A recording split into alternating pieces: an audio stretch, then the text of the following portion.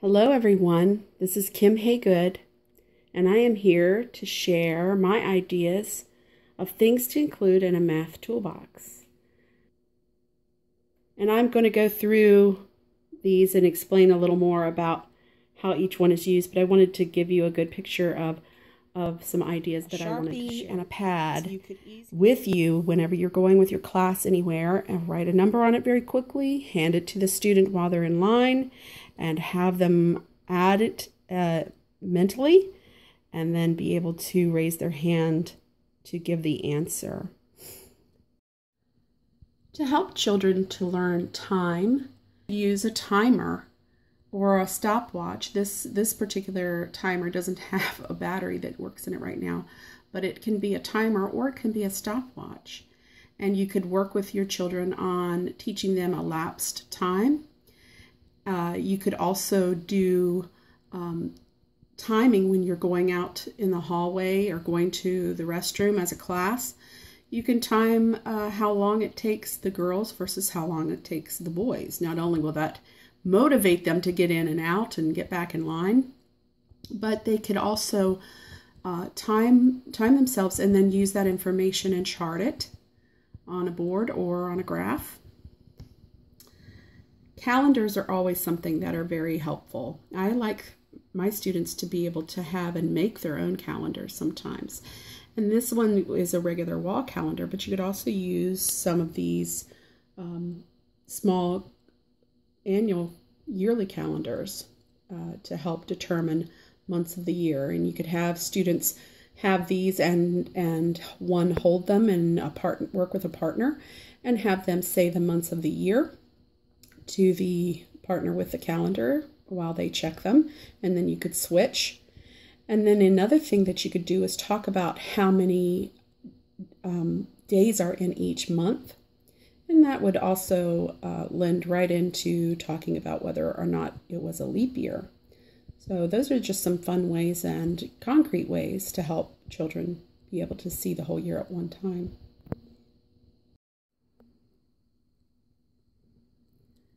Now you can use just regular water bottles for liquid measurement, and you could use measuring cups. I didn't bring any, but you could also use measuring spoons.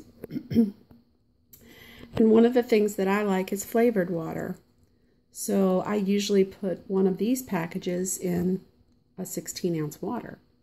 But you could do problem solving with your students and say, well, if I'm only going to drink an 8-ounce water and I want it to be flavored, how am I going to figure out how much of the flavor packet to use in this size? A great thing to add to your math toolbox to help with fractions is to just use regular paper. You could also use coffee filters or cupcake liners, determine partial fractions. And with a coffee filter, you can fold it into half or fourth. You could also use something like index cards to do the same thing. You could actually find out if fruit by the foot is actually a foot long or not, and divide that into sections or fractions. And then one of these, if you know your students really well and you are sure that they don't have any allergies, you can involve these food items. But another thing are these little small Hershey bars. They actually come in already sectioned out into 4 pieces. But a larger Hershey bar has more than that. So you could also teach fractions that way. When I'm doing educational therapy with my students and we're trying to work on skills that build visual memory or learning about geometry, shapes, sizes, or learning math vocabulary such as angles, hypotenuse, right triangle, and so forth, we use these just wooden pieces that are called Pythagoras pieces. Then we also use toothpicks to have the student replicate patterns. Sometimes you have them look at a shape that is not divided by pieces, but just a square, and have them use toothpicks to show how they would divide the square using the Pythagoras pieces. That's usually once they're really familiar with the two large triangles, the two small triangles, the medium triangle, the square, and the parallelogram. But it does a lot to build their visual skills and visual spatial skills. Here are some tools that you probably have in the classroom that would help with measurement. There is a tape measure. That's my handy dandy tape measure from my beautiful pink toolbox. And here is some string or twine or rope. This is pretty thin, that was just laying around, that I found that you could use to do measurement. You could have the class each hold a piece of the string and measure the length that the class is when they line up in the hall. You could go outside and use that to measure the length of the playground. One way that you could do that would be to use a Sharpie marker to maybe mark off the rope in 1 foot increments and have the students do their best estimate for how long something is. And then another way that you could use the rope would be to use some push pins and use a length of rope and a pencil, or if you're out on pavement, use some chalk and use it to make a circle. Another idea is to use paper clips and index cards. These are good manipulatives for showing patterns or for addition or subtraction. You can get these little decorative paper clips just about anywhere, and sometimes you can even find them at the dollar store. And you can just place them on the index card, the top, and just have your students who need a little more manipulative help to be able to add or move them. You could also use a longer piece of cardstock if you needed more counters. There are a lot of colors available too, so you could do patterning as well. This is a way to use just regular size paper clips. You can do addition, draw a line down the middle of the card and have the student count the number on one side and the other side and add them together. And on the back, you can do patterns. You see that you have the green, pink, blue as the pattern. And the student would have to look over here and determine which color would come next in the pattern. One of my favorite things is collecting stickers, and so I have a lot of them laying around. I thought it would be fun for students to practice using different colors for patterns. You could use stickers to do that.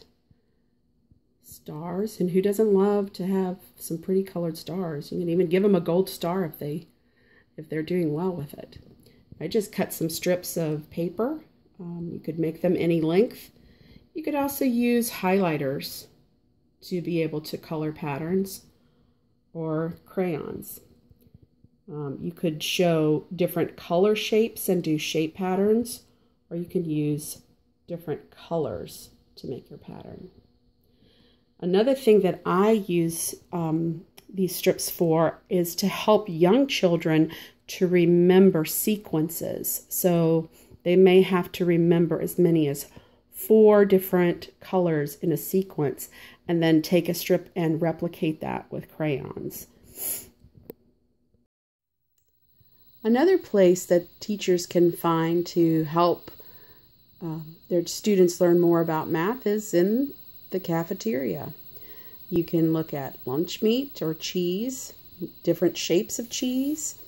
You can talk about fractions and dividing into equal parts.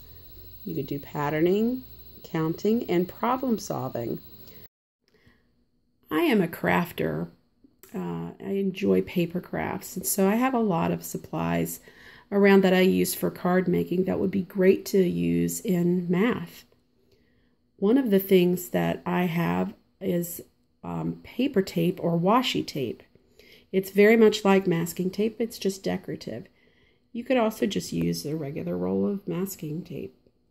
You could use it to make shapes on the floor or on the table and have students practice identifying angles or shapes. But you could also do things like area, perimeter. And I've shown here on an index card some different colors of washi tape that you can stretch out and use for measurement. You can have the kids measure with a ruler, or their 6-inch ruler or their regular ruler, and you can have them compare length. But also washi tape comes in a variety of widths too. So it could be width as well as length. And these are some of the different kinds of tapes that you can get. See, there's some that are quite wide and then some that are quite narrow. I use these on cards, envelopes, and on my planner. One thing that I would like to add as a tip, though, is you probably want to have a little pair of scissors when you use this, because you would want the washi tape or the masking tape to have a straight edge if you were going to have the children use it for measurement. This is lots of fun and it's very colorful. The kids will enjoy playing with it. And a nice thing about washi tape or masking tape is that if you put it on a surface like a table, it just comes right off and it doesn't make a mess at all. All right. Now, doesn't this look fun?